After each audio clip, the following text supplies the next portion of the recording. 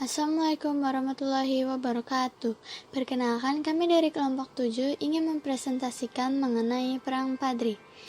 Kelompok kami terdiri dari Asa Novaldi, Hila Putri Yuliana, Karissa Handayani, dan Muhammad Kurniawan Saputra. Mengapa dan bagaimana Perang Padri dapat terjadi?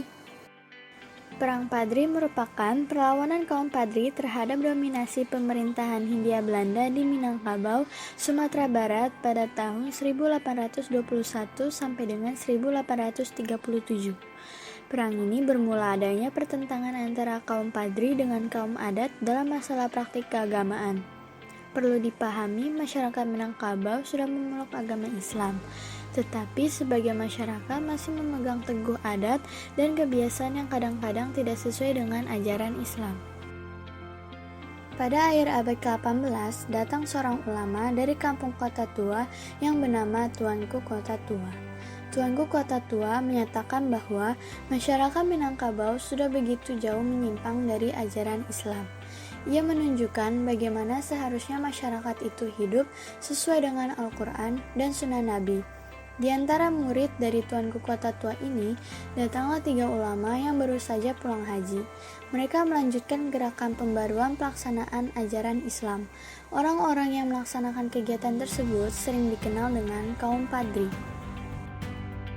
Kaum Padri menentang berbagai praktik adat dan kebiasaan kaum adat yang memang dilarang dalam ajaran Islam, seperti berjudi, menyabung ayam, dan minum minuman keras.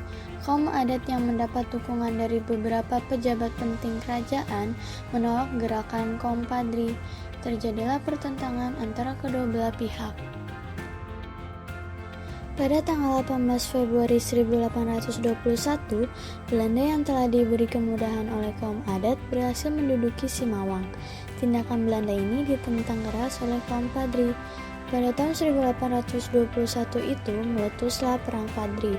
Perang Padri di Sumatera Barat ini dapat dibagi dalam 3 fase. Fase pertama tahun 1821 sampai 1825. Kaum Padri menyerang pos-pos dan pencegatan terhadap patroli-patroli Belanda. Sedangkan Belanda dengan kekuatan 200 orang ditambah sekitar 10.000 pasukan orang pribumi termasuk juga kaum adat, Belanda menggunakan senjata-senjata lebih modern. Setelah pasukan Belanda berhasil menguasai seluruh lembah tanah datar, kemudian Belanda mendirikan benteng di Batu Sangkar yang kelak terkenal dengan sebutan Fort van der Capellen. Pasukan Tuanku Nan Rence harus menghadapi pasukan Belanda di bawah pimpinan Kapten Govinet. Bulan September 1822, kaum Padri berhasil mengusir Belanda dari Sungai Puar, Guguk Sigandang, dan Tajong Alam. Ia sangat gigih memimpin kaum Padri untuk melawan kekejaman Belanda di tanah Minangkabau. Belanda merasa kewalahan dalam melawan kaum Padri, sehingga mengambil strategi damai. Fase kedua yaitu pada tahun 1825 sampai dengan 1830. Pada tahun 1825 sampai dengan 1830 merupakan tahun yang sangat penting, sehingga bagi Belanda digunakan sebagai bagian strategi dalam menghadapi perlawanan kaum Padri di Sumatera Barat. Bagi Belanda, tahun itu digunakan untuk sedikit mengendorkan ofensifnya dalam Perang Padri. Upaya damai diusahakan sekuat tenaga. Oleh karena itu, Kolonel Destuers berusaha mengadakan kontak dengan tokoh-tokoh kaum Padri untuk menghentikan perang dan sebaliknya perlu mengadakan perjanjian damai. Kaum Padri tidak begitu menghiraukan ajakan damai dari Belanda karena Belanda sudah biasa bersikap licik. Belanda kemudian meminta bantuan kepada seorang saudagar keturunan Arab yang bernama Sulaiman Al-Jufri untuk mendekati dan membujuk para pemuka kaum Padri agar dapat diajak berdamai. Sulaiman Al-Jufri menemui Tuanku Imam Bonjol agar bersedia berdamai dengan Belanda. Tuanku Imam Bonjol menolak, kemudian menemui Tuanku Lintau ternyata merespon ajakan damai itu. Hal ini juga didukung Tuanku Nan Rence. Itulah sebabnya pada tanggal 15 November 1825 ditandatangani Perjanjian Padang. Isi perjanjian Padang itu antara lain: 1. Belanda mengakui kekuasaan pemimpin Padri di Batu Sangkar, Sarwaso, Padang Guguk Sigandang, Agam, Bukit Tinggi, dan menjamin pelaksanaan sistem agama di daerahnya. 2. Kedua belah pihak tidak akan saling menyerang. Ketiga, kedua belah pihak akan melindungi para pedagang dan orang-orang yang sedang melakukan perjalanan. 4. Secara bertahap, Belanda akan melarang praktik adu ayam. Fase ketiga yaitu pada tahun 1830 sampai dengan 1837 atau 1838. Kaum Padri mendapatkan simpati dari kaum adat, sehingga kekuatan berjuang di Sumatera Barat meningkat. Para kaum Padri bersama dengan kaum adat bergerak ke pos-pos tentara Belanda. Kaum Padri dari Bukit Kamang berhasil memutuskan sarana komunikasi antara benteng Belanda di Tanjung Alam dan Bukit Tinggi. Belanda membangun benteng pertahanan dari Ampang Gondang sampai ke Biare, Batang Gadis, sebuah negara yang memiliki posisi sangat strategis terletak antara Tanjung Alam dan Batu Sangkar di Riau. Tahun 1831 Bilahari digantikan oleh Jacob Elot. Elot mendapatkan pesan dari Gubernur Jenderal Van den Bosch agar melaksanakan serangan besar-besaran terhadap kaum Padri. Elot segera mengerahkan pasukannya untuk menguasai beberapa nagari seperti Manggung, Danares, dan Batipu.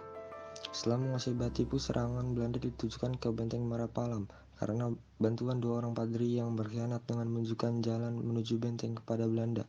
Maka, pada Agustus 1831 Belanda dapat menguasai benteng Marapalam tersebut.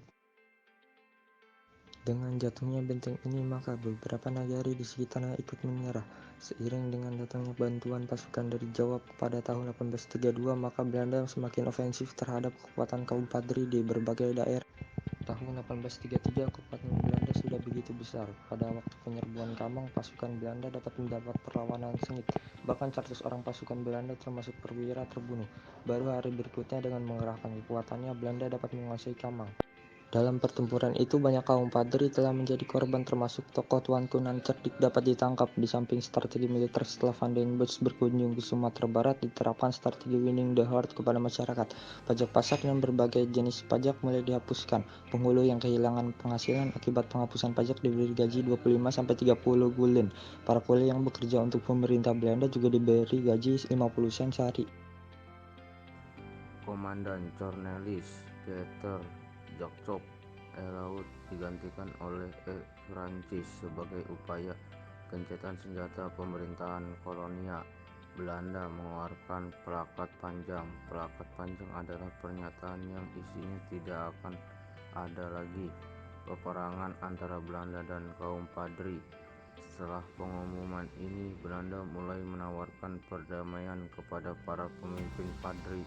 Dengan kebijakan baru itu, beberapa tokoh Padri dikotak oleh Belanda. Beberapa tokoh memenuhi ajakan Belanda untuk berdamai setelah kekuatan pasukan Tuanku Nan Cerdik dapat dihancurkan. Pertahanan terakhir berjuang kaum Padri berada di tangan Tuanku Iman Bonjol pada tahun 1834. Belanda dapat memusnahkan kekuatannya untuk menyerang pasukan Imam Bonjol di Bonjol. Pada tanggal 16 Juni 1835, benteng Bonjol dihujani meriam oleh Belanda. Pada bulan Agustus 1835, benteng di perbukitan dekat Bonjol jatuh ke tangan Belanda. Belanda juga mencoba mendekati Tuanku Iman Bonjol untuk berdamai. Iman Bonjol mau berdamai, tetapi dengan beberapa persyaratan, antara lain jika tercapai perdamaian, Imam Bonjol minta agar rakyat Bonjol dibebaskan dari bentuk kerja paksa dan negeri itu tidak diduduki Belanda. Namun Belanda tidak memberi jawaban sampai tahun 1836. Benteng Bonjol tetap dapat dipertahankan oleh pasukan Padri, akan tetapi satu persatu pemimpin Padri dapat ditangkap. Pada tanggal 16 Agustus 1837, Benteng Bonjol berhasil dikepung dari 4 penjuru dan berhasil dilumpuhkan.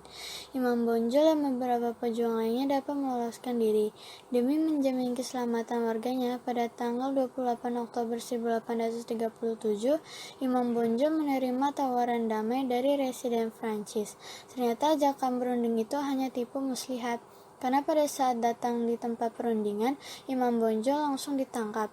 Beberapa pengikutnya memang ada yang berhasil meloloskan diri dan melanjutkan perang gerilya di hutan-hutan Minangkabau. Imam Bonjol kemudian dibawa ke Batavia. Akhirnya Tuanku Imam Bonjol dibuang ke Cianjur, Jawa Barat. Pada tanggal 19 Januari 1839, ia dipindahkan ke Ambon dan tahun 1841 dipindahkan lagi ke Manado hingga wafatnya pada tanggal 6 November 1864.